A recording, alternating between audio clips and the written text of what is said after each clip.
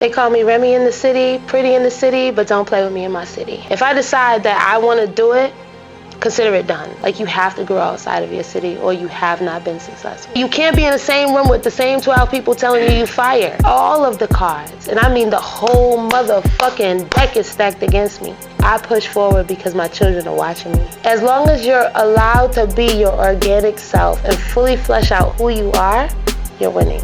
Mental health is too important. In the industry we work in, where people want you to always be alive, they want you to be lit, they want you to be fucking winning, they want you to be great. Like, that's cool. But at the end of the day, when you look in the mirror and it's just you and you gotta be solid.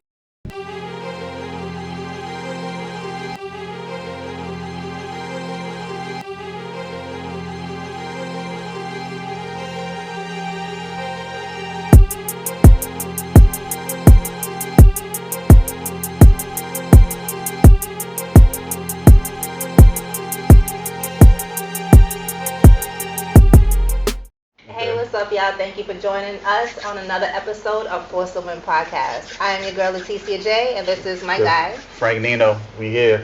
And we are in the bean tonight, and we have a special guest. And when I mean special, I say special because I've been following this girl, this lady, this beautiful young lady for a while. We're kind of in the same field, kind of not. But we have the one and only. You want to introduce yourself? They call me Remy in the city, pretty in the city, but don't play with me in my city. Okay, she got the sands. What? Come on. Okay. You feel me? And I meant it too. Right? Super cutesy, but I meant that. Now, do you go by anything else? Or you always go by Remy Chanel as well? Or? So it's Chanel Remy, but I'm Remy in the city. Okay. And I tend to stick with Remy in the city because that's branding and people remember it. Yes. I'm just saying Remy. I'm Remy. Remy is cool with me. Remy in the city. Yeah. It's classy. For me, it's classy. It reminds me of Sex in the City, but classy. Very much so. Thank right? you. You Absolutely. Go. So let's take it back. Let's do it. Let's take it back. I'm here for it. So how long have you been in this industry? When I say this industry, you do radio? I do. And what else do you do? I am a brand owner, so I own and manage 3 brands. Okay. Yeah, we can get into that part later. So radio, how long have you been doing radio? I've been doing radio in this capacity since 2007, but my experience predates that because I was on what was a podcast before they were podcasting called The Street Queens, and that goes back 2007. 7. Okay. Yeah, 2007. Wow. So right around like 2005 and 6. I linked up with some amazing women that are on the East Coast, and we started this group called the Street Queens, and it was like a conference call then, right? But we would record it, and then we put it up on MySpace. So shout out to the Street Queens. You was out here early. Right. I was outside. Innovative and creative. I absolutely was, and I went by a different name at that time too. What did you go by? Miss Toy. Miss Toy. Okay, I remember that. I do remember Miss Toy? that. Yes. Ooh, that's crazy. Where'd that come from, though? My government. We gonna leave that part alone. And that's what I respect about you. You're always repping the ladies. You're always there with the ladies. Oh my God, I'm such a girl's girl. With the ladies, so that's dope. You don't meet too many females like this now. It's true. A day, so I respect you for that. Yeah, a lot of y'all females be clashing and all that. You know what I'm saying? But you know. You know how I get. Y'all get a little catty. You know what I'm saying? Come off a little stanky and all that. Feel me? Yes. That's how you feel? Some do. She came up thinking to me the first time we met. Oh yeah. Really? Her? That's hard to believe. And my man Luke. She came up to thinking to Luke. No, that's hard to believe. What? She's the sweetest thing I've ever known. You seen this guy 10 times and didn't act like she didn't know him. I get that a lot. Well, sometimes you have to do that. You know what? Whoa. I'm just being honest. Whoa, why? I'm just telling you the truth. Because first and foremost, if you don't know me, you don't know me. Okay. So if you're gonna introduce yourself and then you know what I mean, officially introduce yourself and get to know me, then cool. Then we can be familiar. But otherwise, it's no. But see, all the time who comes in the room. So like me and this guy, right? I link with my man. We here working, right? She comes in the room, says hi to everybody that she knows, and skips over. That's different. Because I don't know you. You know what I'm saying? I don't say hi. I just like. That doesn't sound personal. Nah, I mean, I don't know. Yeah. It's a quick. After 5 to 10, I don't know. After 5 to 6 times, you know what I'm saying? I don't know. You know what I'm saying? But you know. Not 5 to 6 times. Yeah. The love has been secured. Our first encounter wasn't, Right. I went to her show and she just tried to play me out like me. Well, not actually me personally in my city, but she included me in after. But yeah, you know what I'm saying? Yeah, Like, we had some. We had some. yeah, but it was cool though. You know what I'm saying? Yeah. I'm a positive guy, so I take that negative energy and I turn it to positive, and that's why she's here right now. I'm here for that. I love that. I love that.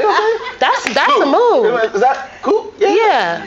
Yeah. We can learn from you. All right, so back to the Get back to you. I'm sorry. Let me shut up. Yes. So, Okay. so radio since basically podcast and radio since 2007. What made you? Did you go to school for it? What made you want to get into the business? I get this question all the time. I did not go to school for broadcasting, but in this era, I will speak directly to people that are interested in getting into this field.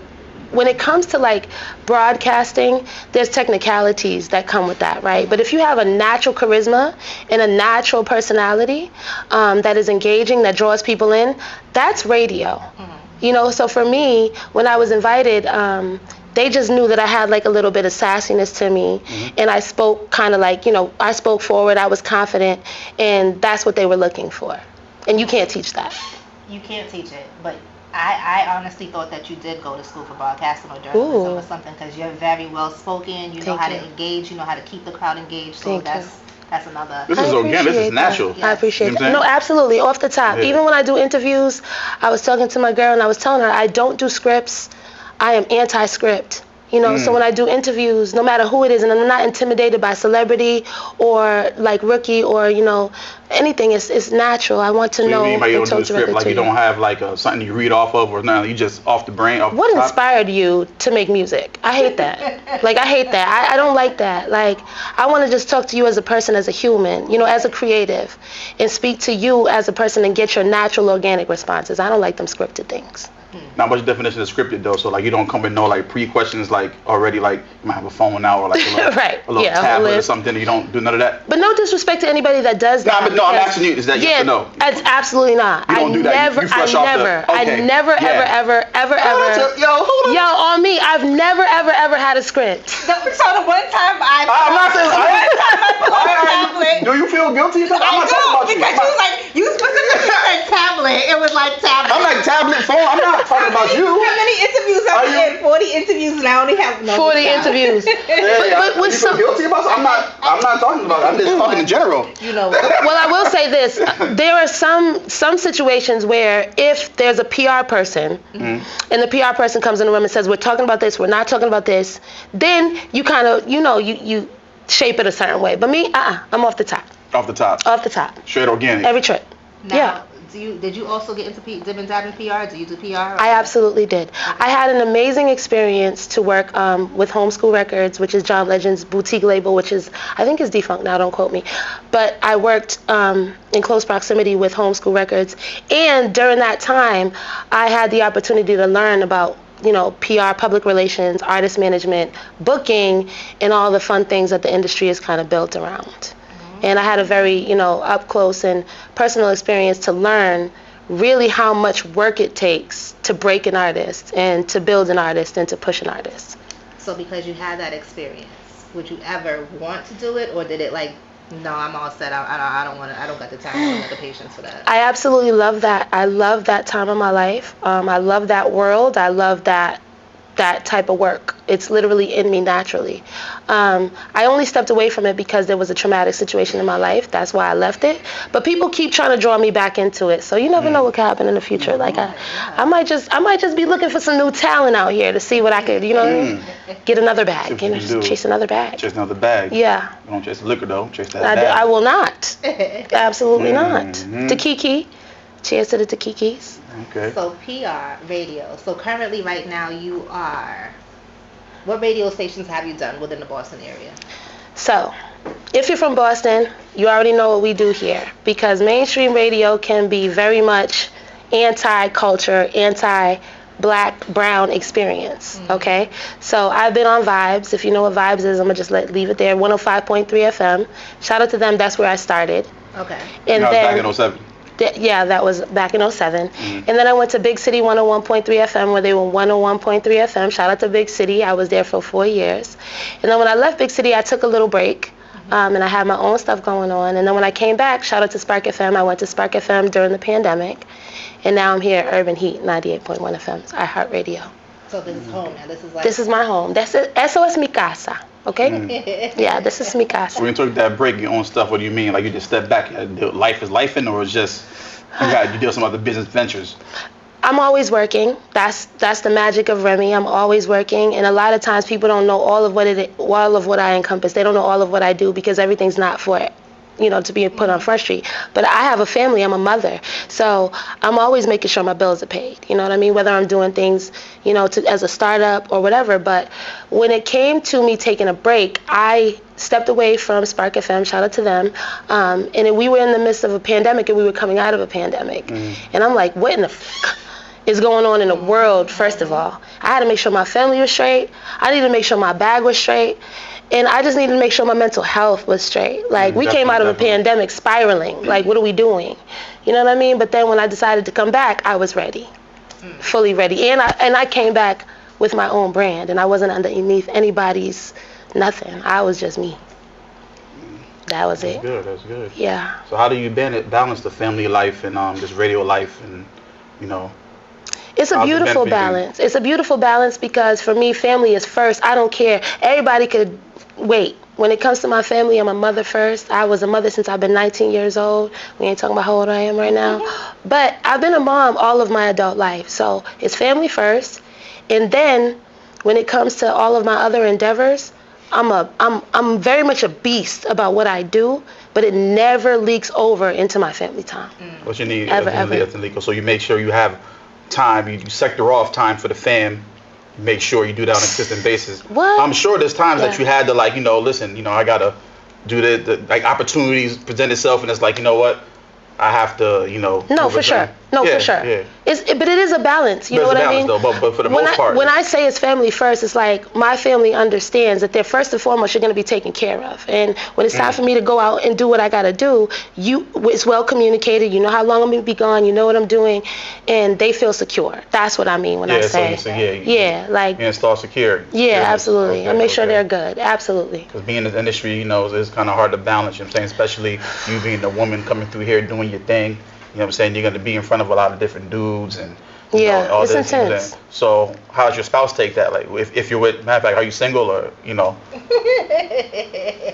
how to... There's no ring on that finger. Yeah, it's light up. No, but it doesn't mean you ring. Doesn't mean you're not doing my somebody. Partner. Yeah, your partner. My partner. So, you know what? what? Like, yeah.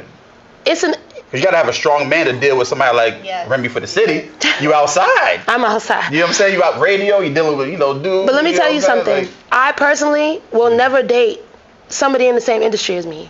I'm not dating a DJ. Shout out to all the DJs. I'm not dating the DJs. I can't do it. Been there, done it. Got an attitude. Nope. And you would think they'll understand the most because they're in the same industry as you, right? That's what.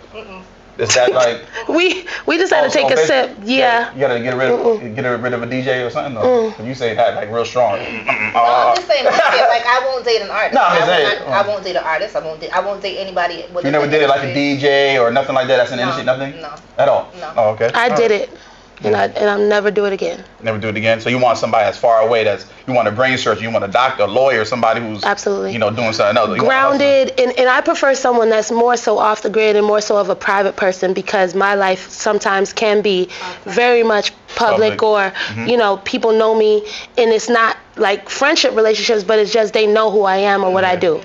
So you have to have a man that understands that though too, like it's not easy though. It's not easy. It's not easy. I've had people that be like, "But why'd you hug him though?" And I'm just like, "Huh? That wasn't a hug. That was a." I get the. Yeah. I mean, that's being feminine. You see, dude, that's cool. Your man don't want you being feminine with nobody but him. Like he's like, man. But he has to understand that coming to what's going on. Like you didn't Remy from the city. Yeah. He's outside. Like can't be on some like And that's the thing they don't understand. Like you met this person. This is the person I met before.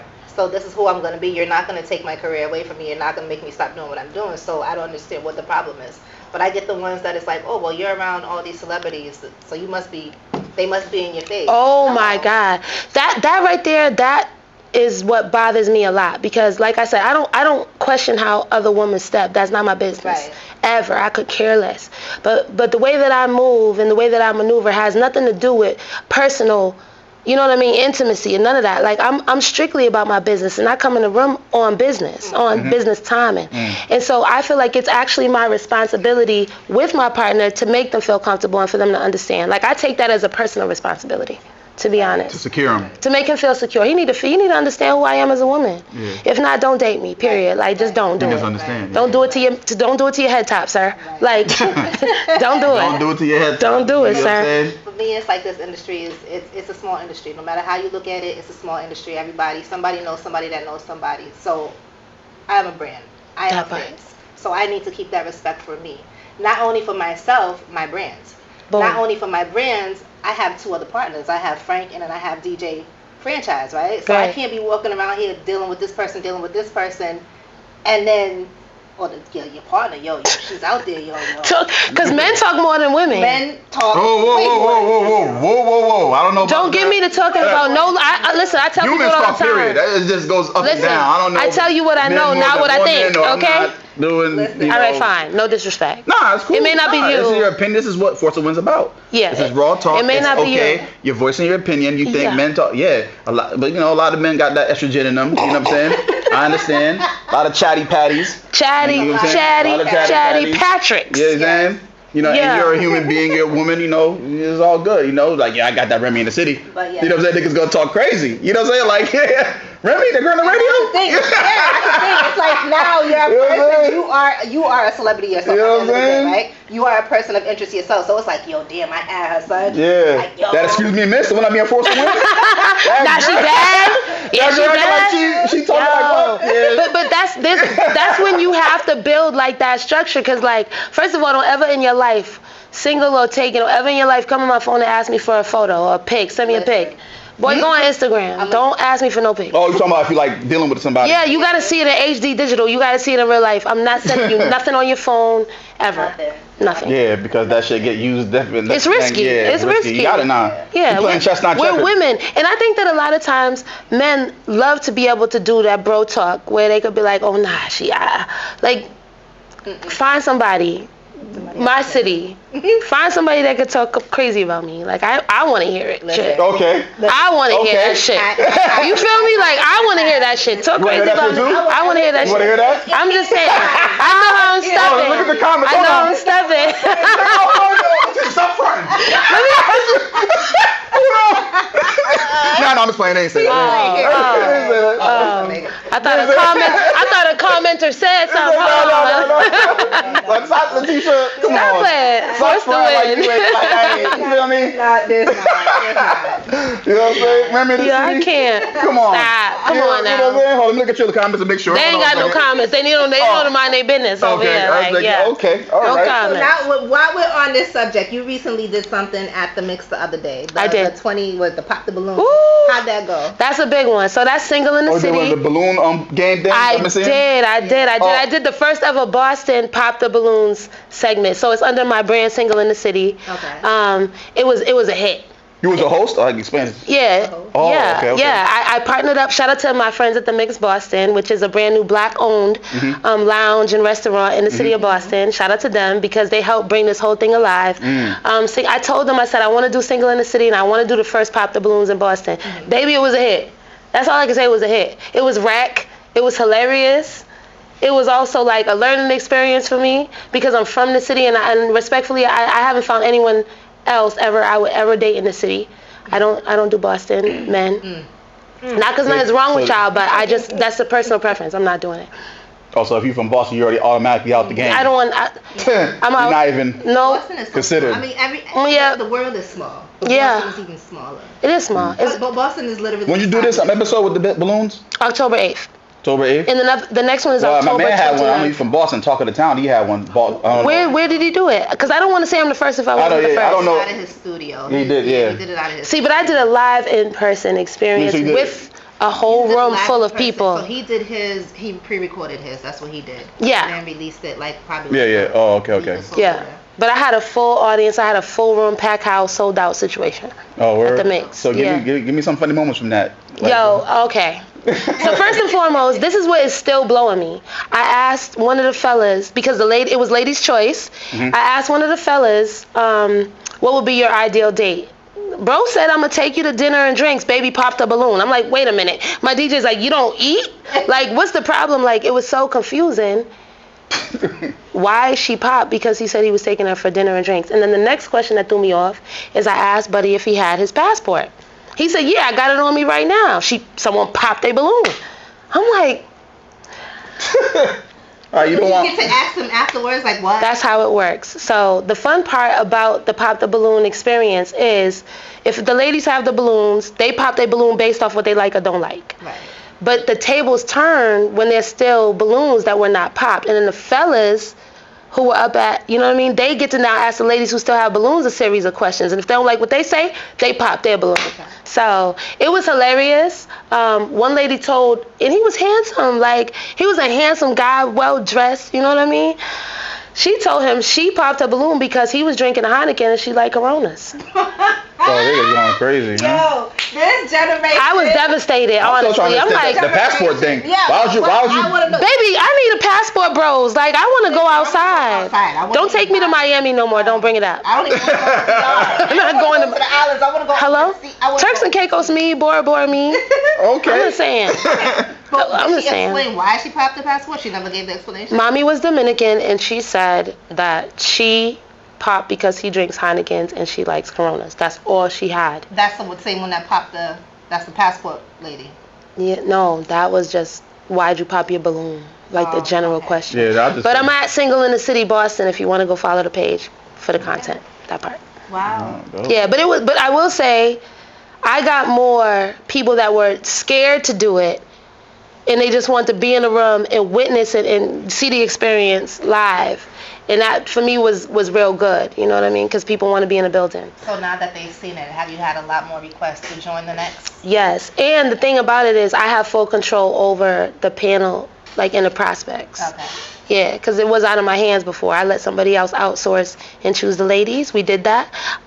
This time I'm choosing the panel, I'm choosing the fellas, and I'm choosing the ladies. Okay. And I have surprises that, even for me, are crazy for the next one. This one that you're doing is going to be the fellas and the female? The fellas are holding the balloons and the ladies are the prospects. Right. So I'm super duper, I'm like, ladies, please come correct. Like, because you know fellas could be brutal. Just because they be wanting to get their get back. Like, they just want to talk because they get an opportunity. You know what I mean? So it's going to be fun. Let us know the date for that when that's going down. Yeah, October 29th at the Mix Boston. Y'all can sit at my table. Y'all my special guests. We need to be there. Oh, okay. Yeah, absolutely. Force the win. I got to make sure because we got a lot of things. I know y'all got a lot. Y'all got a lot going on. Yes, it's a Tuesday. It's a Tuesday? Oh, it's a Tuesday. Okay. It's an off day, right? Yeah, for the most part. We do interviews usually Tuesday, Wednesday, Thursdays, you know, but yeah, that's an off day. We can make that happen. And I don't have a franchise report that night neither, so I might just I need to be down there. I think you should be there. I need the mixed food too, because the mixed food is Boston. Mixed food is shout out to the Mixed Boston because their food is absolutely fire. And for those that don't drink, they just introduced, or I kind of coerced them to introduce more mocktails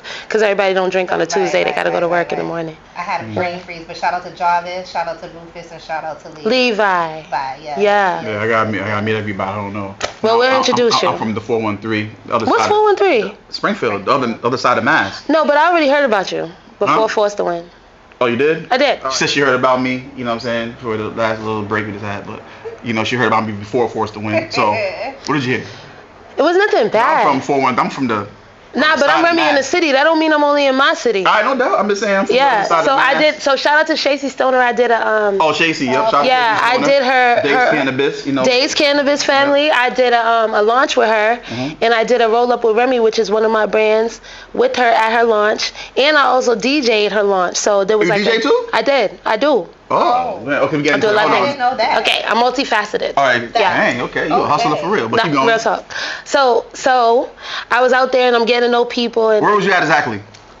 Dave's Cannabis. You was in Holyoke. Oh, you was I was in Holyoke. Oh, okay. You was in Holyoke. Yeah. Okay. And then I went from Holyoke to the after party wherever she did it. Don't fault me. I don't know. Remember, but the after party was lit. And, you know, I always talk to people. I'm like, who does what out here? Like, I just want to know who moves what, who does what. And your name came up, and it was good things. But that was around, but that Forced to Win might have started out. How long was that? But they wasn't talking about Forced to Win. They were just saying who does what. You said you heard about me before Forced to Win, so I'm thinking, I'm trying to understand. It was. I don't remember the exact context, but I do know that we were talking about like who moves the city around, like who does things in this region, and that's what I'm always curious about. Yeah, that's how it came up. It was good. It was good things. Okay. It wasn't nothing bad. Shout out to Shacey for shouting me out. If that's Yeah, the one she's that shouted me fire. out. She's absolutely fire. All right. Yeah. That's what's up. Appreciate He was it. like, what the hell? He was mad nervous. Yeah, What if it was like, yo, they said, yo, you turn the cameras back on. What if I said something crazy? It is what it is. It is what it is. He said, he said, I stand on whatever. What they say. I'm the realest blackest nigga outside. But I feel the same way Like, you know, with me, people talk about me more than they talk to me. So I personally could care less, but I always love to hear it. Say that again. On my mama, on my hood, they talk about me more than they talk to me. Yeah. That's real talk. Shout out to everybody everywhere, but that happens to me on a regular basis. It happens to people who's out here forcing the win, doing their thing. You know, that's just what happens. You know what I'm saying? Yeah. You know, you get stuck in that rut where it's just like you're working and people are watching, but they're acting like they don't see it. Like the people who are looking. They want to put on their little shades, their little blinders. Like they want to do the Stevie Wonder. I know, you see it. You know what I know. Okay, so you're an influencer, you're a creator. You being an influencer creator and you're posting stuff, you don't get the likes, you don't get the views. You get the views, but you don't get the likes. Yeah, I don't. Right? I'm not even gonna front. Yeah, that's a fact. They see you like, oh, I seen you doing this, and I seen you. That part. It's like, baby. Yeah. Come on now. That's what I do. I'm trying to tell you, I'll be going to the gas station. I go here, then the third, and yo, I see you do your thing, Force to Win. Like, did you subscribe? Did you press like or? No. I never give them that. Though. I do, but like yo, because that helps my algorithm. If you do that, they don't give a shit. You know what, my nigga? I got you, man. I'm gonna do that for you. You know what I'm saying? Like, yeah. You know what I always feel like? But you know what I do? But I still look at the positive of that because you don't have to come up to me and say. You don't even got to come up to me in public, in real life, and say anything. You could have left that out. Yeah, you could have left. You don't have to say nothing. Like, oh, I see you moving. You know what I'm saying? But you know what? I like that they do that. Because now they self-identify as a non-supporter, but a stalker, a lurker, whatever the word is. I don't want to. I don't know what the word is. Hold on. I don't want to call them a stalker because, like I told you, the stalker to me is a person who looks at you, give you these stares, act like they, you know what I'm saying? They know who you are, and they just don't say nothing. Nothing. These people are still showing you love, but it's in real life. Some people just don't press like. They don't. People have a social media just to see what's going on and be nosy. Yeah. But they just not. It's nothing against you per se. It's just. So there's no word for that. It's not lurking. I feel like it's lurking. It's lurking. It's lurking. You know what I'm saying? I used to, but you have to understand the psyche of what's going on. Like I said, some people are not. You know, they just go on social media to get away from their real life, just to scroll, see what else is doing, to compare it to their life. So they're not pressing like, they're not pressing share. They're just looking. So if that same person that does that sees you in real life and acknowledges you. You have to look at it as a positive instead of a negative. It's like, you know what I'm saying? You know what I'm saying? Because it's like, you don't even have, because you know how people, listen, you remember from the city, you go outside, you know how people see you, don't even say nothing? Oh my God. That's what I'm saying. So those are the people who are like lurkers and they might give you the little stares from far and, you know what I'm saying, not say anything. Those to me are the lurkers. Yeah. The people who actually have the courage to come up to you and say, yo, I respect what you're doing, I see what you're doing. Yeah. Even though they don't press like or nothing like that, it's still, you still gotta take that as a compliment, as a I do want. Huh? Is that a fan? I don't want to. Let's not give him no labels, right? Because it might be like off-putting. It's a fan. I don't know what you want to call it, but what I'm saying is you still got to show them love for even coming to in public and saying, yo. I see what you're doing. That might boost your confidence. Like, yo, okay, people, what, you know, that's like. Yeah. You know what I'm saying? So I don't want to look at you as like a person who, because then you know, they might watch the interview and be scared away. I ain't saying anything. You know what I'm saying? Like, nah, I appreciate that. Come to me, yo, I see what you're doing. That's cool. Yeah. Some people are not always ready to press like and, you know.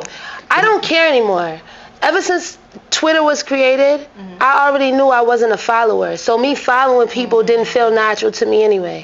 So I actually can't fault anybody for in their natural, organic space, whatever they do with their social media. I don't fault you for it. Like, I actually don't care because I know my impact and I know what I do. And that's just the power of me. And I don't feel any type of way. But I do know that the haters be hating. No, and they be watching, and they don't click like because they either they are inspired by you and they don't want to admit it, and it's not it's not necessarily negative.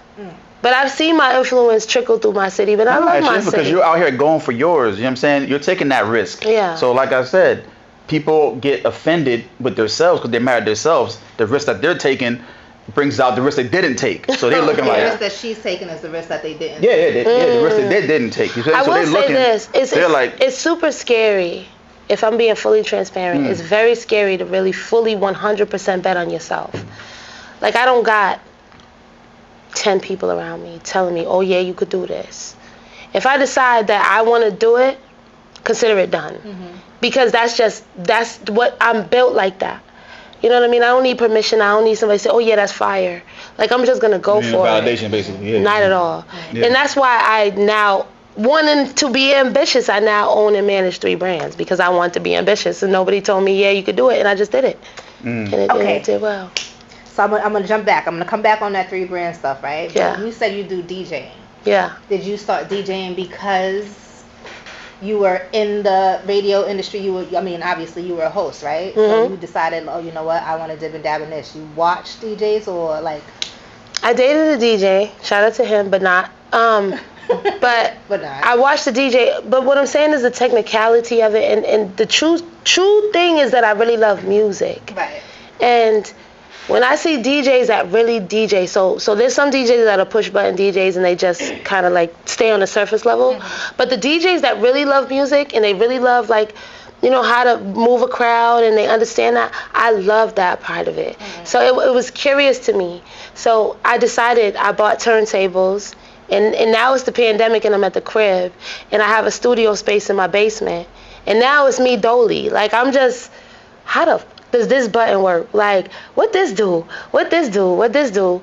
And I had already watched DJs for years. So then I had to try to develop my own style. But as a woman, it's risky because as soon as a woman steps on the stage as a DJ, they want you to be on point. Don't make not a mistake. Like, you better be on point. That's why I haven't fully fledged out as a DJ. But I will do it. If somebody books me as a DJ, oh, I'm doing it. Because I know music and I know how to move a room. That part. So 4 years, 5 years? As a DJ? Yes. No, I would say, like, to go outside and play, like, 2 years. 2 years.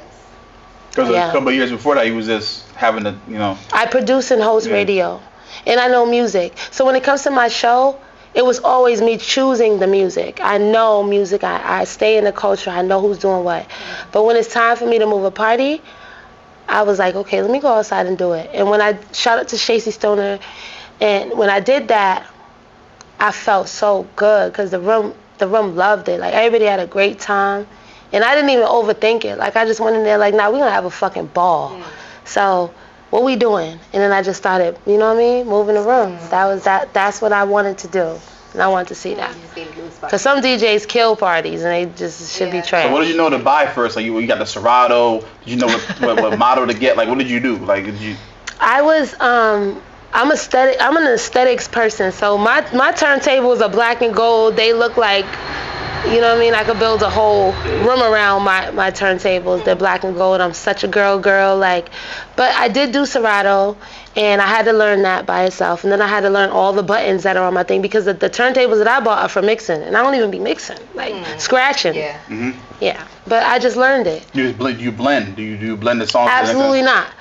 No blends. Nope. I'm not saying like do like a full blend. I'm saying like I could transition nice. Yeah, transition. Yo, my transitions are clean. Yeah, okay. Absolutely. Find it, the BPM. You know what song? Hell yeah. And you can. Hell yeah. Hell yeah. Nice. I'm very much rookie, so I'm not saying I'm like the baddest DJ, but I'm learning, and that's the beautiful part of my evolution. So if you want to book you, it's possible. We can book. No, you can. Remy in the city to do your party right now. Yeah, it's happened, and I killed it. I got receipts.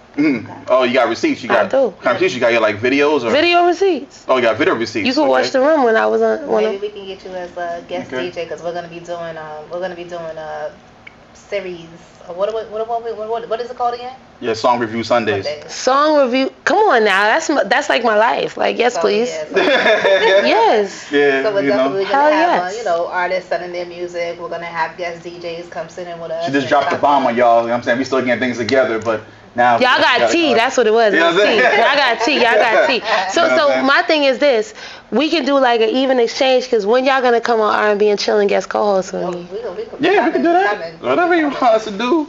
That's what we doing Wednesday night. Yeah, whatever it is. Speaking of R&B and chill, how long have you been doing that? And why R&B? Why not hip hop? Why not soca? Why not reggae? Like, yeah, it's always been R&B for me. Somebody didn't understand the assignment. Who calling? Oh, they said it's time to pay your bills. But it's always been R&B for me. I'm an R&B radio personality. That's why I get so weirded out when people look at me like I'm competition for something. There's no competition for me in my city. I'm R&B radio as a woman. That's it. If you want to find somebody else, show them to me because I want to see them too. But I'm R&B radio in the city, and that's all I've ever done. Shout out to DJ Dex. When it came to DJ Dex. Shout out to DJ Dex. And 2 times. Yo, on God, like DJ Dex and DJ Drew Nice. DJ Dex and DJ Drew Nice are the reasons why I started doing radio in Boston, and I'll never not say that. Right. Like, I went to high school with them guys, you know what I mean? Like, I know they was them guys because shout out to DJ Drew Nice, like, you was doing the after parties when we were supposed to be in school. But the point is, what I'm saying is, like, we were young and we were just figuring it out. So when it was time for me to transition, I did radio. It was because of Dex and it's because of Drew Nice. Okay. So now I'm a big old woman and I'm doing all my own things, and it's because of my roots. It's who I learned from. You know what I mean? And they dope. Yeah, they real sure dope. are. Yeah. Dex, I met Dex obviously through 2 times. Shout out to Jeff 2 times. DJ 2 times and DJ Aldi is the reason why I do it. Well, then they pushed me. They pushed they I pushed started off you. with another DJ and it kind of went sour, and them 2 took me underneath their wings, and then I went from there with them. But Drew Nice, I remember doing Jared Benjamin was a promoter back in the days for the Matrix. So Jared had hired me as a promoter. So that's how I wind up dealing with Drew Nice or whatever the case may be. But shout out to Drew Nice. What is the Matrix? I'm lost. The Matrix was a club. It was a club in Massachusetts back in the days. This was like 2002. My son was probably about 2 years old. It's about 2000. Oh, y'all was out partying for a while, huh? Okay, We've been outside. Yes. Okay, all right. Shout out to you. But that's the beauty. That's the beauty of like evolution of things, because like where you started and where you are now, there's so much to happen during that. You give a promoter energy to me, like before even radio, he was promoting, doing some parties, like. That's a big fact. So I want to give a big shout out to. Oh, okay. So is that true? That's. Now that's a big fact. Like, and me, like my promotion era. This is before radio.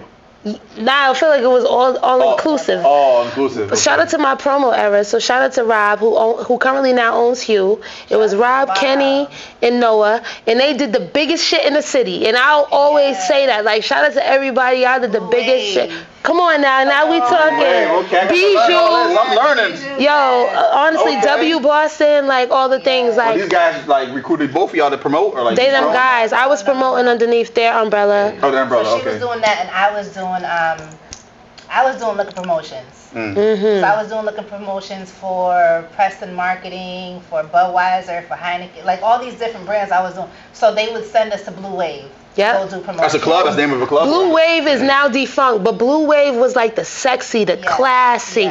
That was one of them things that you put some shit on to go outside. This is in Boston. It's in Boston. Okay. Yeah, absolutely downtown Boston. It's now what was before the Seaport was the Seaport. Yes, before the Seaport was the Seaport. Yes. Yeah. I'm learning. That's they had a Blue Wave reunion. I'm pretty sure. Like it might be in the works, but I know that Blue Wave was an era. It wasn't club. It was like lounge, sexy, classy. Like when you got grown and you got mature and you wanted to put on some beautiful shit and gorgeous shit and come outside. That's what Blue Wave was. Yes. That's a fact. But I was like going forward, like Bijou, when Bijou was the biggest shit in the city, and Rob, Noah, and Kenny were outside. Like I was under them, and then I did the KGBs, and I the parties that was really popping, like the good parties. Yes. Yeah, but that's promotion, and promotion you learn the city and you learn people. You know what I mean, and all of that is important. So when you say promotions, you was doing your own events, like you get the door. Absolutely not. I was under their umbrella. Oh, okay. Yeah, I'm not even gonna like. No, that's okay. No, yeah, right, that was a beautiful thing because it was a team. You know what I mean, and I got to learn my city and why people come outside and how they come outside. Yeah, and that's this business. Play that into what you play with the radio and everything, and just understand what people listen to in the club. And yeah, but I stay in one lane. I do R&B. That's why I never feel like it should be any question. Soca people do your thing. Everybody else hip hop, da. But when it comes to R&B, if y'all don't say Remy in the city, what is wrong with y'all actually? Talk your shit. What's really going on? That's your strongest genre. So basically, if they want to hire you for a DJ and you want to do an R&B party, hire Remy in the city. Okay. That's All right. What are y'all doing? Okay, so we gotta get something shaking then. You know, R&B party out here with Remy in the city. Yo, you got venues on deck? I'm so serious. What is it? Venues on deck out here, like. Hello. Okay. Yeah. Oh, all right. Yeah. So we gotta do a Force to Win, Remy in the city, R&B party, you 90s DJ. edition. You know what I'm saying? Come on with the 90s, baby. Yeah, Give me 90s every time. I'm such a 90s girl. Yeah, but the 90s, thing about it is my that's show is called The R&B as a Live Show because it's important for me to keep the culture constantly like exposed. Yeah. Once Diddy tried it and said R&B is dead, and I know that was a gimmick, but once he tried it and I know how many artists is really working and they fire, I was like, oh nah. That's why I still do R&B radio. Yeah. And I love, like, even in my city, shout out to Silk, shout out to R&B Me. That's pretty much all I can give. Yeah. Anybody else, you still working? But like, shout out to Silk and shout out to R&B Me. That's who I see. Yeah, that's who I see moving the R&B. That's why I won't do a big one because they do it well. That's what I'm saying. So, there's no room. That's my next question. So there's no room, you think, to do a. Now that's crazy talk. There's room for everybody. There's room for everyone. And anyone that feels that there's not room for everybody, you should reevaluate because if what you do well, if you do what you do well, you shouldn't be intimidated by anyone. If I pop out this R&B and chill and say, yo, I'm about to do whatever, don't mind your business. Like, let me rock.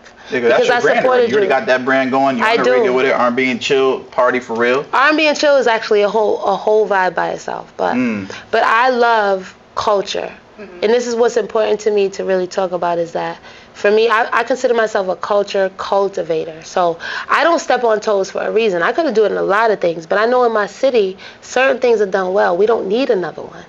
Does that make sense? Like, we don't need another one. I see certain platforms doing things well. I don't have to do certain things. I can stay in my lane. I can move all over the globe and do R&B and chill anywhere. But Boston got R&B parties already, and they're done well. So shout out to y'all. Yeah. Like, y'all doing it well. So basically, you wouldn't do nothing. It's not that I wouldn't. It's just that I don't feel the need to. The need to. Got you. Like, I want to pull up and turn my work capacity off, and I just want to sing the songs out loud and sing Keisha Cole Love loud as shit. Sing a little harder. Yeah, that's how I feel. Really, truly. You know what I mean? So we went from radio. We went to DJing. Let's go to these three things that you do. Three brands that you own. Yeah. What are they? So the R&B and Chill, which you see here, is my on-air radio show. But R&B and Chill also has an event component. So I do smaller, intimate events that are related to my R&B and Chill brand. I also do a vibecast. People do podcasts. I do a vibecast that is related to R&B and Chill. What's the definition of a vibecast? Vibecast is a live in-person experience that is related to my R&B show. It's centered around R&B, but I call it a vibecast because I don't do pods. I don't even know what that means.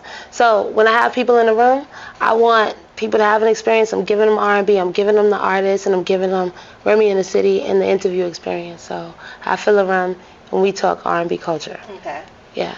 I seen you did one with Jai Sean. I did. Okay. That was a great one. Jai Sean is one of those artists that I personally feel like people need to pay more attention to. He's from Boston? He is from Boston. Okay, all right. He is from Boston. And just not only Jai Sean, but people need to pay attention to Boston artists in general because they're working really hard and there's a lot of talent here. You know what I mean? And I feel like it's literally my job because I created a platform to amplify them when it comes to R&B. That's that.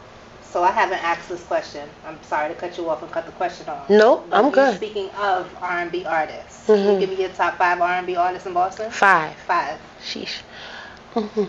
Okay. Jai Sean. I mean, they pay me that much money to be like, Jai Sean did not pay me that much. But not respectfully, R&B in Boston is very slim.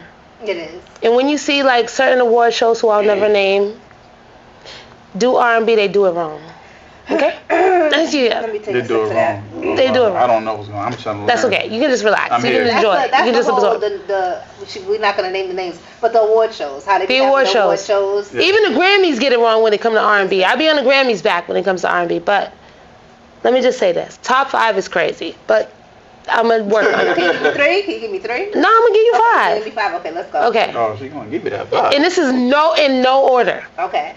because I can't rate y'all because y'all are all working. But let me talk about R&B in Boston. R&B in Boston is one of those things that's actually a thing. Okay. I want to give a big shout out to, of course, I'm gonna shout out to Jai Sean Singh. Shout out to Jai Sean. And I'm unbiased. I want to say this because the thing that I learned about R&B that bothers me the most, because I created an R&B platform, is there's beef in every single culture. Every culture got beef inside of itself. Okay? All of y'all are competing against each other when you should be working with together. each other, yes. Okay? Collaborations. Yeah. Collaboration over competition. I always beg y'all to do that.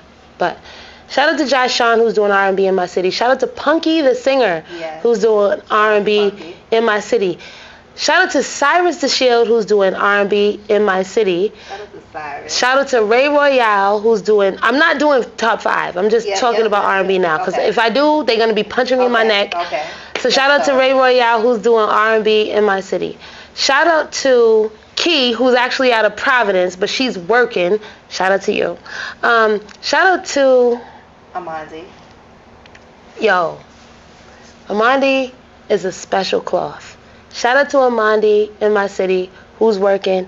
And Amandi is one of those voices that will stop you and make you be like, hey, yo, who's that? Who is that? But there's so many. So shout out to Alejandro Blanco, who actually does like a trap soul. Shout out to Alejandro Blanco. You're crazy. I love what you're doing. Keep doing it. Shout out to Saya Season, who is squeezed himself into R&B, and he's just like, I'm here and I'm working. Shout out to Saya Season. Oh my God. The tequila. You got 5 though, that's cool. I did. It's all good, it's all good. She said the tequila. Shout out to Miranda Ray. Shout out to Miranda Ray. Miranda Ray's voice captivates me, and I absolutely love her. And I have so many more. Bree, the Redbone Soul, you've been out here for a long time, really killing it. He just got his Billboard plaque because he was Billboard charting. Shout out to Lisa Bello, who is fully outside. I love that for you. There's so many, like so many. But I think that people overlook Boston because of bad business that was done here in the past. Oh yeah. Yeah. And she just named a couple of artists for you guys. That's just a few. If you and the babies, the younger artists that are on the come up, y'all are working so hard and y'all are so fire.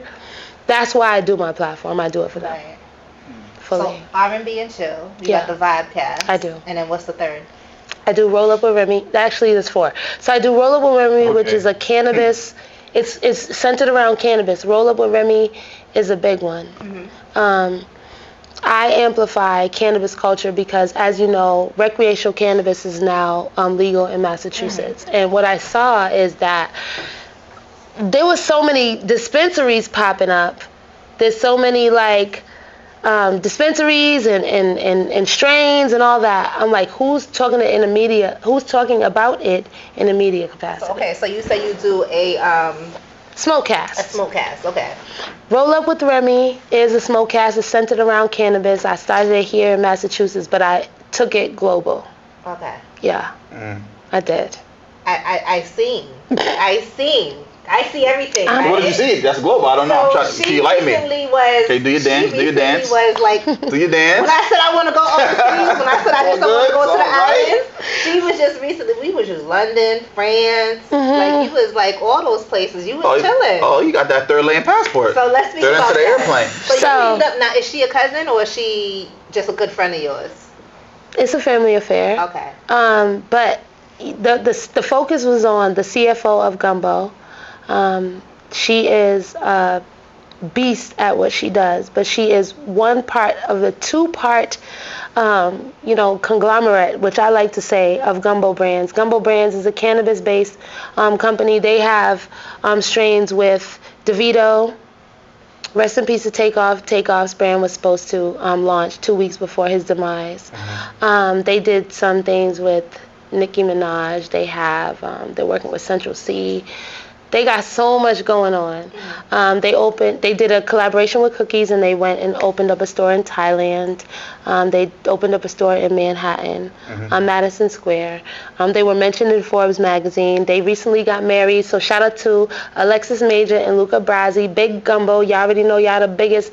And I'm going to explain to you why I say they're the biggest in a minute. But they just got married, and New York Times featured their wedding. Their wedding was like a festival. It looked like a fairy tale, like fireworks. Like, I'm looking through your that part, and I'm like, oh my gosh! Like, shout out to Black excellence first and foremost. Shout out to Black millionaires that are working their way towards billionaire status. The Gumbos are literally recreating the blueprint for Black millionaires and influence and cannabis and all of the things. And I say this not because I'm closely related to what they're doing, but because I've watched them etch their way towards the top. You know what I'm saying? So they did recently get married. Their marriage was one for the books. They had like a festival. First of all, they had the Isley brothers like performing. And then I'm minding my business, and DeVito pops out, and DeVito's performing. And then I'm minding my business again, and then Fat Joe didn't like what the host was doing, or he just decided he wanted to host. Fat Joe took over. I was going to get champagne, and Ray J's over here in the corner. I seen Mason Betha. Like, I seen Moneybag Yo. Like, it was just crazy. Shout out to D-Thing. It was a lot. And I didn't even say everybody. But it was so many celebrities because that's literally their life. But they've built a business from the ground up. And when I decided that I wanted to do a smoke cast, I didn't want to base it in Boston only. I love what my city is doing, but it can be too much clustered. You know what I mean? Everybody see you doing something and they want to do it. Or there's not that much room to be able to really fully flesh out a brand. So I wanted to take it global. So I did shadow Alexis Major of CFO Gumbo Brands on her tour across Europe with her daughter, and that's really what she was doing, is taking QT time before her daughter goes back to school. So we went to London, we went to Paris, we went to Marbella, Spain, and we just ate London up in Gumbo style, and they're different. It's wealth. It's wealth. That's all I can say. I knew Luca Brasi on 145th and Broadway. Come on now, that's Luca. He's still the same Luca. When he was selling purple haze on the. Talk your shit, yeah. I don't smoke, but I mean, I just know, for the music side of it. You know what I'm saying? So, shout out to my man. Then he went incarcerated at that time for a little bit, and he came back out, and then he just went crazy on him. And he ain't took his foot off the gas yet. He ain't took his foot. He found his queen, and he's fully immersed in his brand and building Black excellence, and that's what I love. And shout out to Alexis and shout out to Luca. Y'all are really the realest. And I've been around a lot of industry people, but when they come, they put family first, and they do not take not a half a step off their bag. Like, they are always working, and I love that for them.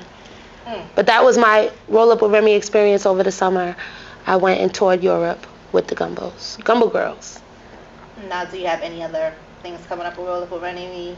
Any other Yes, adventures? I can't speak on them yet because some things are about paperwork, but I'm in the process of inking some things that are going to take me outside of my beautiful city and get me back on the road again. How important is it for you and your brand to branch outside of Boston to get I'm glad you asked that. It's super important for me because I know a lot of people that create spaces here in my city, and they do such an amazing job of creating spaces that amplify, artists and culture. But one thing that Boston needs is a bridge that will take the artists outside of the city, and there are people that aspire to do that. So if I'm able to move around and make connections and be able to say, well, I know this person does this well, and build connections, for me, that's what my platform is for. Fully, to create opportunities and make sure that artists understand that everything doesn't only just either build and dissolve here. Like, you have to grow outside of your city or you have not been successful. That's one of the things that we stress. Yeah. You're not an artist, but you are who you are, right? You're an influencer, you're a creator, you're a brand. You're a brand. That's one of the things we stress to a lot of these artists, because we deal with a lot of artists. step outside your city. Step Please do. outside of Boston. Step outside of Massachusetts In general. Yeah. Like, go to even Providence. Providence is right there. I would say step outside of Providence. Go to Connecticut. Go to New York. Go to Connecticut and keep it elsewhere pushing. And keep it pushing. Your network is your net worth, right? Absolutely. So that's one of the things that we stress to. We like to give gems here and there. You know, we like to ask questions, so that's why I asked that question. You know, I always say, and because of the work that I've done, and I didn't even mention it all, but I've gained some really valuable jewels from very well celebrated actors, actresses, and artists because of the work that I've done. But it was always about the work. It was never about being a celebrity. It was always about the work because from what I've learned, it's like the work that you do, it creates an imprint. You know what I mean? And if you do it well and if you're valuable, people want to work with you. And that opens doors and it continues to open doors and it will continue to open doors. And Boston is a small city, but that don't mean we small. We're big. No, Boston's big. Boston, it don't mean we're small. It doesn't mean that we're not talented. It does not mean that we don't have what it takes. But we have to build the bridges and repair the harm that's been done by our predecessors. And that's a real thing. Like, we got to repair the harm that's been done by our predecessors, and we have to continue to do dope things and set trends. We don't need to copy nobody. I'm trying to tell y'all right now, do not try to sound like nobody out here because you think that's the money. Do you, and if it works, it works, and if it don't, just respect that fact that, like, that's not it. Like, I don't want nobody else being a carbon copy of nothing because to me that's not a win. Me being from Springfield, you know, coming to Boston, man, I love what you guys got going on here. So many beautiful music scene, things. you know what I'm saying? Like, y'all here, so y'all don't really see it like I see it. I see it. You know I see the evolution because there was a time when we had nothing. And now the stages are being created. There was like so many festivals. I was in Europe. Not only the weekend, the summer. Yes. I hosted BAMS Fest. And BAMS Fest is one of the biggest cultural festivals, period. But even doing that, after that, I saw so many festivals, Make Noise Fest. What's the one that we ran into you at? With? The E. Oh, the one in Benzino was at? G, yeah. It's like EUG or. So what you were saying, there was so many festivals. Going on in Boston. There's a lot of things going on. Past summer. Because we're working.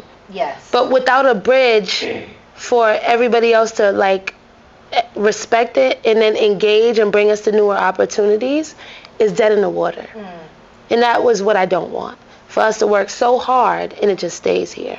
So I want, somebody got mad, I seen on social media, they got mad at Lil Baby because they said we're an off-brand city. Oh, yeah. You seen that shit, right? Who said that? Lil Baby. Yeah, Lil Baby. Boston's an off-brand city? Yeah. But they asked him, where do you go to shop?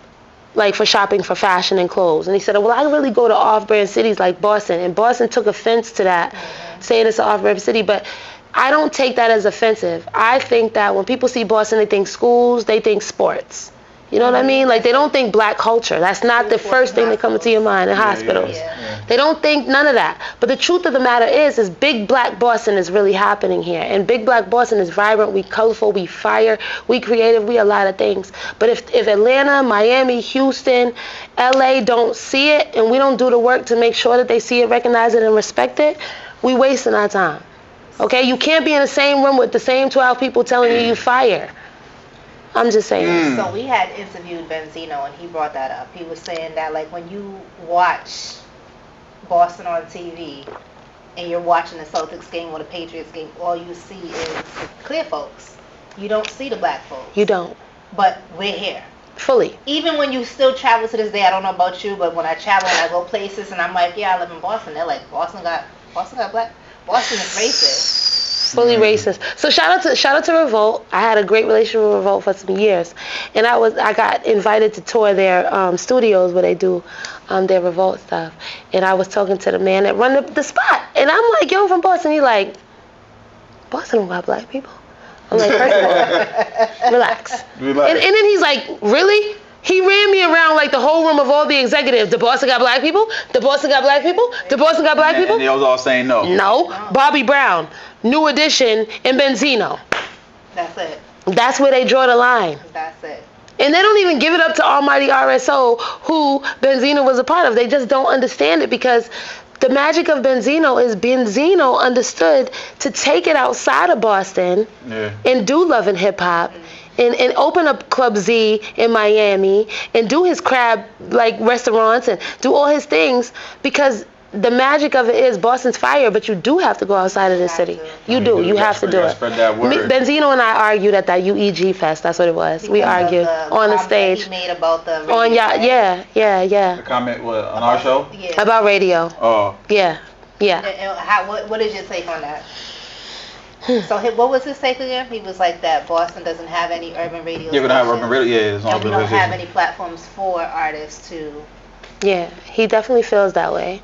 And that's kind of what we went back and forth about, and I have receipts.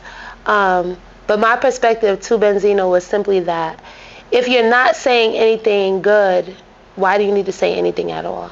Like, you really from here, my boy. Like, you know how hard it is to build, grind, get shot down, have to build back up again 1,000,000 times to come out of this city.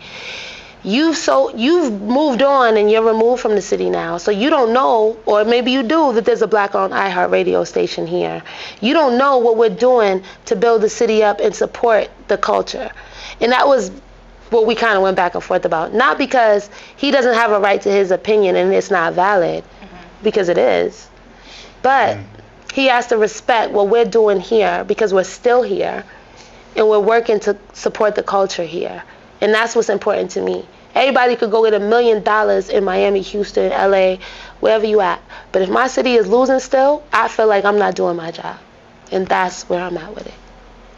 And that's how I felt. So, I want my city to eat big, like, cause so a full plate. On, you know. And it's not easy. But what he's saying though, it's not. Nah, I'm not validating it, because we do need. But that's politics. And that goes into a whole different thing. Yeah. You know what I'm saying? So, I mean, what's wrong with him actually saying what's really going on? I mean, that's what's going on. Nah, it's not wrong. But that's why I talked to him and I was like, bro, if you haven't tapped into the people that's working on the ground, he's like, Remy. Yo, he was on my back. He was talking shit. I'm like, because I talk shit back. So it was just a friendly kind of like back and forth. Yeah, a little debate. It was a little debate. But I just needed him to understand, like, dog, if you're not talking to Remy in the city and you're not talking to people that's building in the city right now, why you need to say that? Because people that are outside of Boston, which is this small, they're only going to hear you and they're only going to take that as that. They're not going to think we could do more for Boston. They're not. They're like, yeah, Boston, you ain't got shit.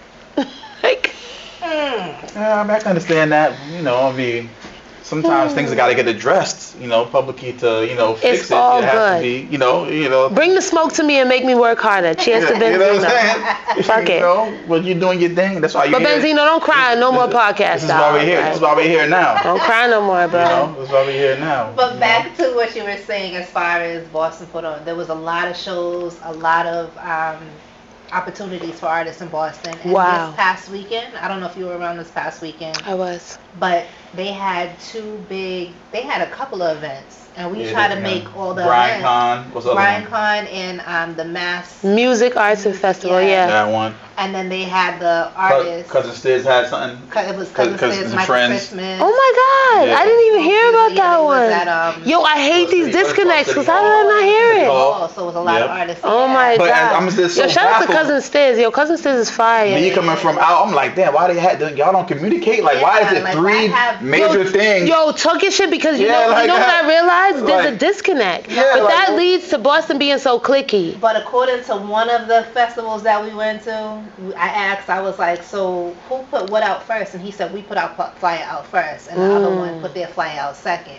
So me and Frank were trying to figure out, like, is it a competition thing, or was it maybe because the second people only could get artists on this day, that's why they had... Don't ask me nothing. I don't know. Like, 3 dope events. It was 3 dope events. In one weekend? It's not that. It was all at the same time. Like, the time frame was all clashing. You know well, I don't know why that happened, but what I don't like is that. I don't like that. And I always say, like, my city deserves to fully flourish. Like, you could watch a flower bloom, and it just needs its own space to bloom, right? But if you have another flower that's pushing it out, it's like it don't fully bloom. Yeah. And to me, that's like dysfunctional. What I want to speak to in my city, if I talk to my city, is I've seen my city have an immense amount of growth. There's so many talented artists. There's so many platforms.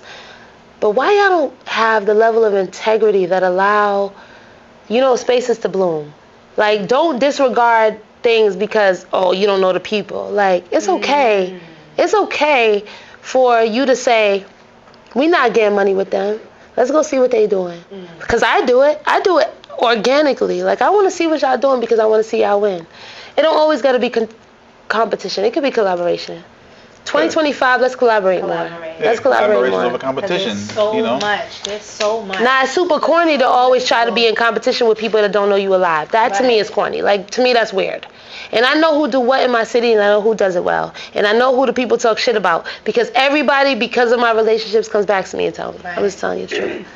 They come back to me, they talk to me, and I'm a vault. I never But the thing is like you said, there's so much. There's no need to be in competition. There's so much enough to go around. There's so much opportunities for collaboration. So much opportunity. Just let your ego go. I'd be like, that Invisa beef is corny. You got beef with somebody from middle school because they took your coat out your locker and they ain't put it back. Like you said, let that shit go. You might start something. Now I still want to punch you in the face. You took my coat. On my mama, it'd be the oldest beef though. You know what I'm saying? It's corny. You might inspire somebody to do things, and then it's like, give that person like, hey, they're flowers instead of just copying them. Listen, I closed out BAMS Fest, and before BAMS Fest even happened, I talked to the people that were coordinating, and I said, I want to do a They Not Like Us Soul Train line to close out BAMS Fest. I was so excited about it because I'm like, yo, that shit hit. And I'm always thinking of like, what's going to be some epic shit? Like, that's just how my mind is. So, shout out to Kat Morris. She was like, Remy, if you can make it happen, make it happen. Then I started to be like, boom, boom, boom, boom, boom, let's do it.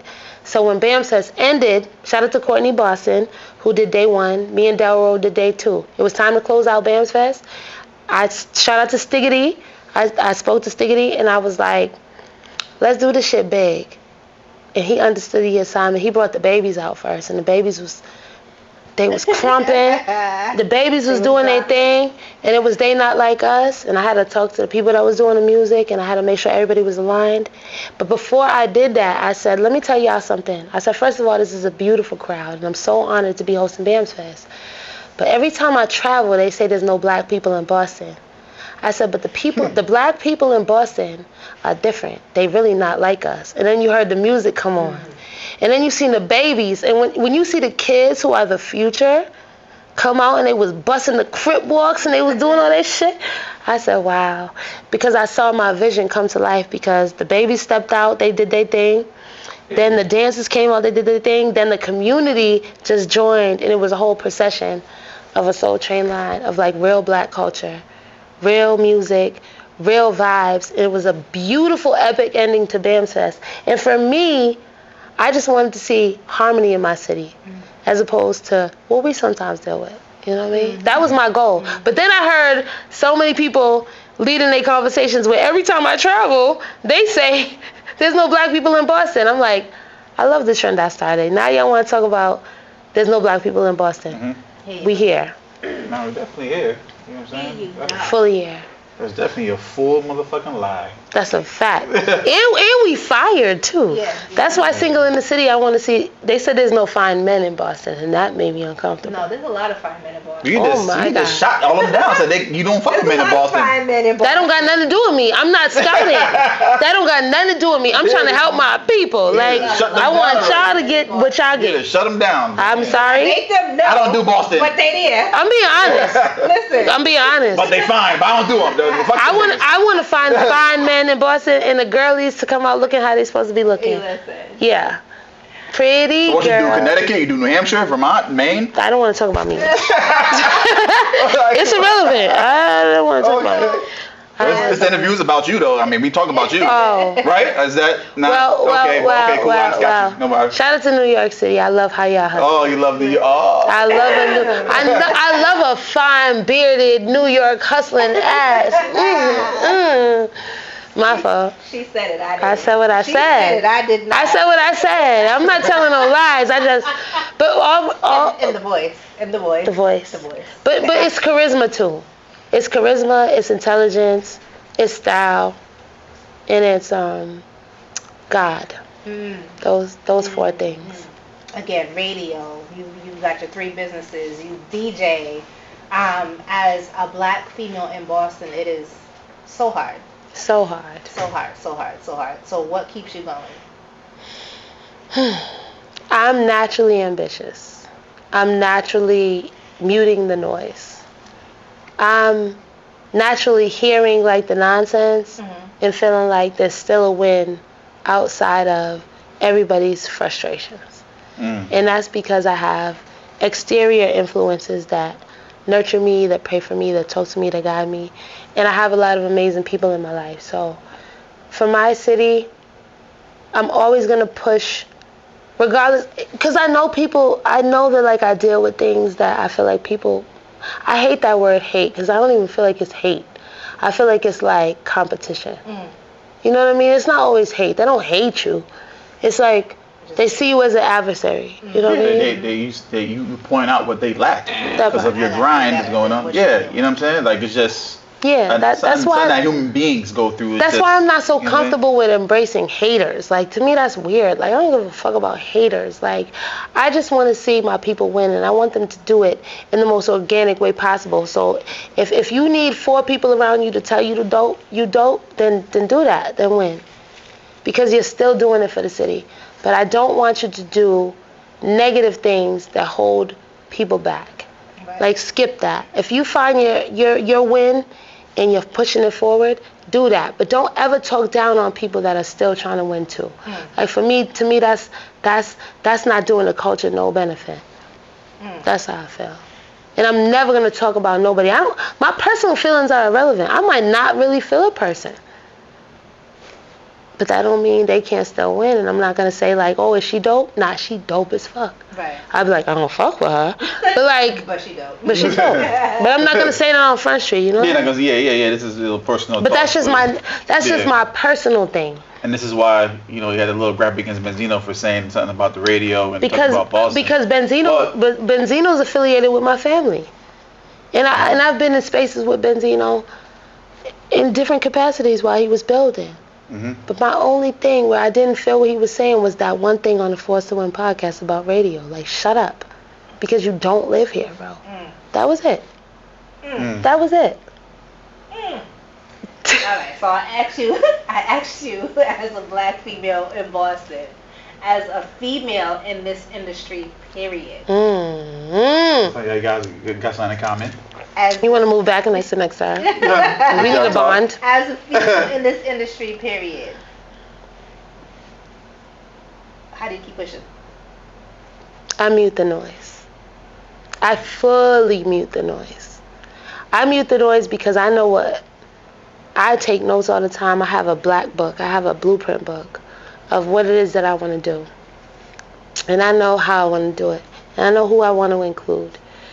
I don't care about people that don't like me. That don't matter to me. I have beautiful children who I gave birth to, who have beautiful eyes, and they look me in my eyes and they're looking for me to inspire them. So I push forward because my children are watching me. And I want to be able to break barriers, break ceilings. I want to be able to stay in my lane and make sure that what I'm focused on, I do it well. That for me is what drives me. And not to mention, tomorrow I'm going to think of some more shit, and I'm going to do some other shit, and I'm going to still do it. Y'all could be way back there talking about what I'm not doing, and I'm going to still be focused on what I am doing. And that's why my money is secured and my bills are paid. Tunnel vision. Tunnel vision. What y'all talking about? Tunnel vision. I go outside of my city, and other cities give me more love than my own city does, and I still never feel no way. But some cities understand business and the mechanism of it. But that's you putting yourself in front of strangers. They giving you a clean slate. You ain't go to high school with them. You ain't go to elementary. But I build relationships. You know what I'm saying? And I build relationships. They just look at Remy as Remy, as Remy. There's no other attachments. There's nothing that can sway their opinion about you because they just look at the work. They look at what you're doing. And I like her. You know what I'm saying? There's nothing else like. They can't say I owe them money. They can't say I did bad business. They can't say nothing slick. None of y'all. I don't owe y'all shit. Back in the day, I ain't deal with your man. I did none of that. Yeah. I didn't do it. This is what home city stuff come with. You feel what I'm saying? Like, you don't beat up somebody. Yeah, you went to school with somebody. Yeah. All this extra, and this is what you feel me. Yeah. If you want Forced to Win, and right now you watching this, If you got something slick to say, put it in the comments. We want all the smoke. Because if you lying, I'm going to be under your comment like you a lying ass mother. All the smoke. All the smoke. We're going to clip this episode up. They gonna talk. I'm just saying, because you can't make them nothing. Like, I ain't sleep with your man. I don't even want your man. Dating in Boston is risky. I'm going to tell y'all why. And this might be what closed it out, bro. This is why I don't want to date in Boston. Shout out to Single in the City. I'm not saying here. I'm not influencing y'all. But what I'm saying is this. You try to date one person. He cute. He got a little vibe. You know what I mean? Like, he got 13 minions behind him. 13. Multiply that by 2. Then you went outside and you minding your business. And then like, you get side eyes from girls you thought you was cool with. Like, mama, what you mad about? Like, what happened? I went on a date not too long ago, right? I love that you are going on dates. Went on a date not too long ago, and it was like a last minute situation. So I'm like, okay, like I don't know this dude, so I'm like, okay, I've never seen him around, so okay. Right? It feels smooth. A week later, I get a phone call, like, yeah, so was you out with this person? And I'm like, cause he actually talks to my baby's mother, and I'm like, this is why I don't date in Boston. This is why I'm single. I don't got time. I got too much going on. So you wanna join me on a Single City? Like, we gonna talk. The thing about it is, I said this before I created Single in the City.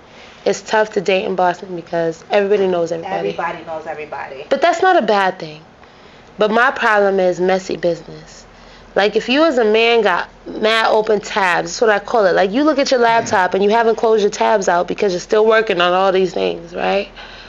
Close the tabs, dog. Like, you got a badass fucking female who's doing dope shit in the city. She don't want to be embarrassed by you, bro.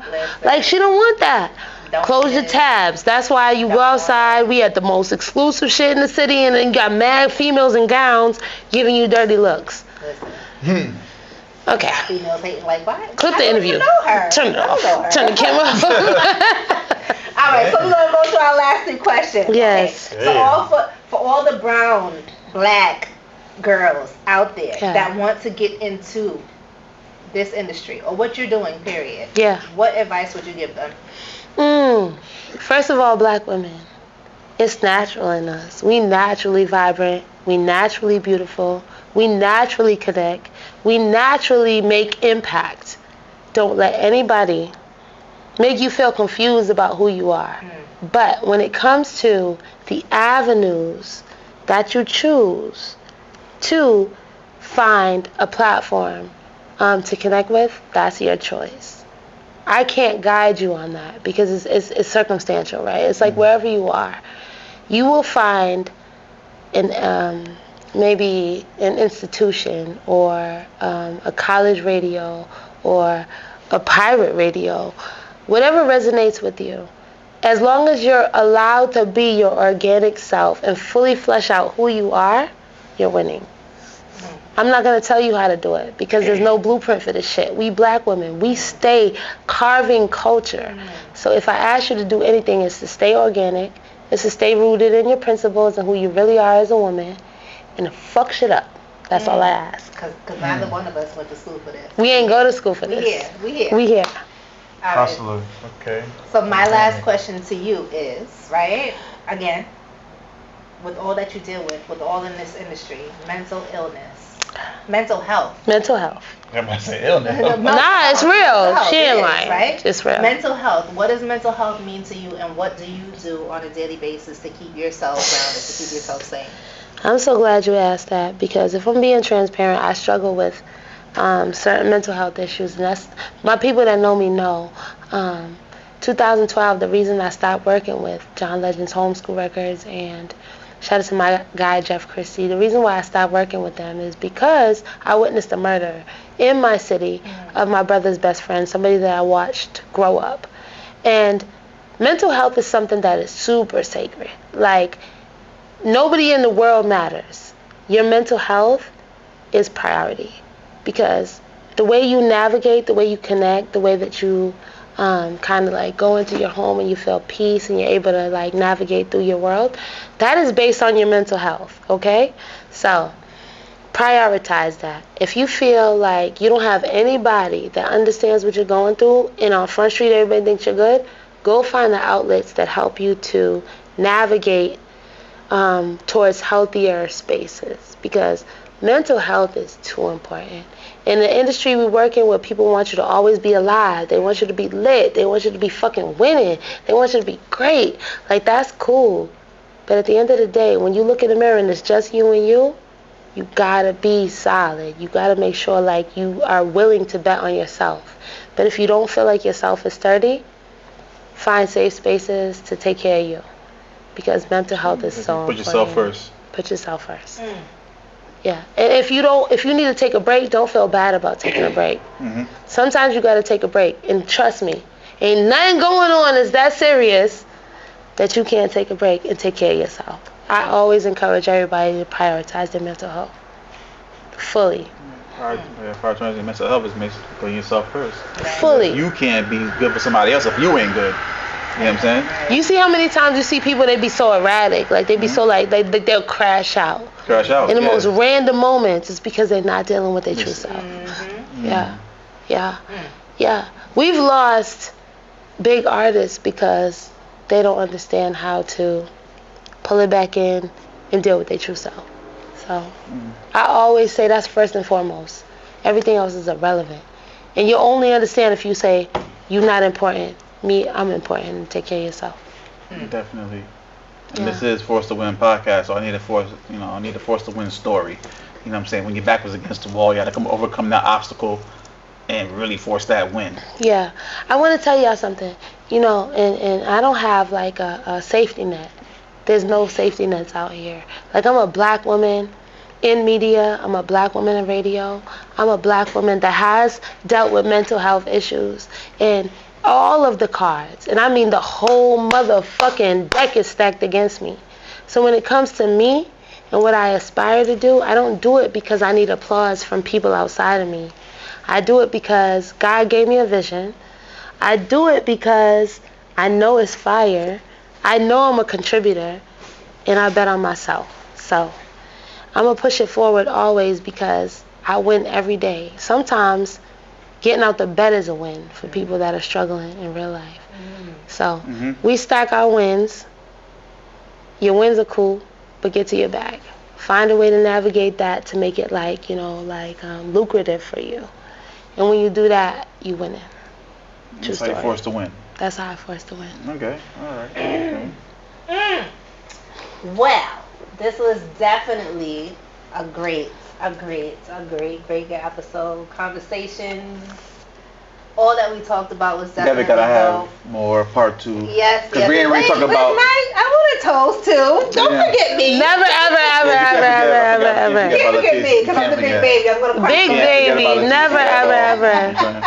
But by the way, happy belated birthday. Oh my God. You know, I want to talk about how old I am, because this is crazy. Let's talk about it. Let me stand up. Hold on. Let's talk about it. Give me a little space. She's gonna do the little twirl. Let me show y'all. First and foremost, shout out to 25, 21, whatever y'all doing, but I just turned 46 this year. Listen. I just want to say that 46. Oh, you talking that? Hold on. Hold on. They don't look like us. Let me back up. 46. I just turned 46 this year, and it's giving. I don't want to make nobody feel uncomfortable, but it's giving.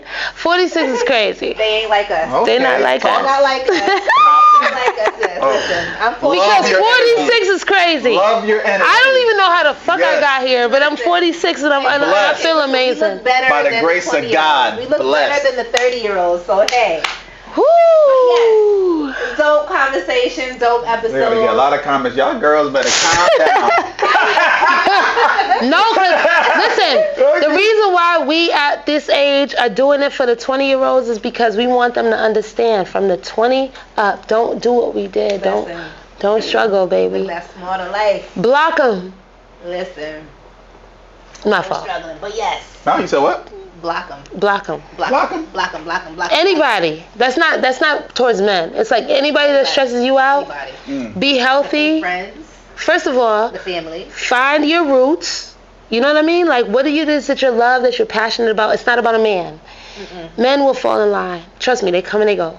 But find your roots, find your passions, and really insert Same yourself thing for into women. that. They come and go. But yeah. No, true story. Women come and go. But this is for the men too. Human beings come and go. This is for the men too. Like find your passions and build on your passions. I tell my son is 23. I tell him all the time, like, this person that you're stressing over, and my nephew, this girl that you're stressing over now, is not the girl that you're going to be stressing over later on. Yeah. And I'm not going to say it like that, because she might be, that the love of your life. But no, it's not. It's not. You evolve. The person that I was stressing over, which was my son's father, I look at him now and I'm like, nigga, I wish I would ever touch you with a 10-foot pole. Oh, wow. Y'all feel that, huh? That's like church in this thing. Oh, yes, man. yes. So you maybe fight get rid of that nigga too, huh? You nigga. I ain't saying no names, but some of y'all are irrelevant as fuck. But God is good. You know what I was saying? You was young. Just take accountability. Yeah. I was young. I was definitely young. Okay, cool. Yeah. I feel like God is good, but there's still roaches in the hood. God, she listens You got all the sayings. God is good. There's still roaches in the hood. Like God is still gonna be good, but there's still roaches in the hood. Just be steadfast. Handle your business. Get your money. You can't live life without money. So get your money. I feel like money. God first, money second. That's it. All right, my fault. Family, God, yeah. God, family, then money. God, family, then money. Yeah. There you go. No, God, money, then. No, God, family, money. You want God, money, then family? Yeah, right. No, God, family, money. Money, yes. God, Let's family, do it like money, that. yes. Because without my son, I don't need That part. Yes, Yeah. There you go. God, family, Shut money. up, Frank. I want to just pop out. Nah, Frank, you really a real one. I appreciate you. But yes, no, we my appreciate you. Tonight was dope. Definitely, I'm glad we sat down with you tonight. We're very picky on who we have up here. I know. But you was one of the ones. Thank you. You're that girl. Thank You're you. that female. And I live to impress y'all. No, stop. Real talk. No, I'm being honest. I'm being so serious. I live to impress everybody. Even my mom. Okay. My mom be like, oh, you did BAM Fest? Oh, you did New York Fashion Week? I'd be like, yep. I live to impress. I live to make y'all proud of me. And y'all make me proud because y'all are fire. You make us proud, so we appreciate you. We definitely will be up here on R&B and Chill. Yep. So you let us know the It's an open invitation. If you love R&B only, if you don't love R&B, don't even come through. I love R&B. I love R&B, but I'm a hip hop nigga, but I love R&B. I want to hear all especially 90s R&B. 90s, heavy on the 90s. Yeah. But you gotta come through and you gotta sing out loud and you gotta be like feeling it. And I want to hear some things that I haven't heard. Like I want to hear like Davina. I want to hear Janelle. Like I want to hear things like that I haven't heard in years. All you gotta do is talk to the people who listen to my show. They be like, hey yo. Let's go. That's it. R&B and Chill Wednesday nights on the Urban Heat 98.1 FM. I love Lux Level R&B. That's what I serve. That's what I'm here for. That's it. So one more time, drop your socials for me, where they can find you if they want to book you for. So, if you are looking for a DJ, you got to find me, Remy in the City. Just search Remy in the City. There's only one. There's not two. It's just me. Remy in the City. But if you are looking for a bomb-ass Wednesday night R&B radio show, that's what I serve, Wednesday nights 9 to 11 p.m. on my home station, Urban Heat 98.1 FM. We're here in the studios right now. I just invite you to get this vibe. Once you get it, you won't forget it. That's it. I swear to God. Other than that, follow me on Instagram, Remy in the City. I got all kind of shit going on. I don't even know what I'm going to do tomorrow. That's that. Force to Win podcast. You know what it is. Force to Win. Shout out to the TCAJ. Yes. Remy in the City. Black don't crack. It don't. You know what I'm saying? She did a spin around for y'all. It don't. 46 in the building. Yes. You feel me? And she's not afraid to say Big Libra. Okay. Air sign. Right. But yes, thank you for joining us tonight, Force to Win podcast. We out.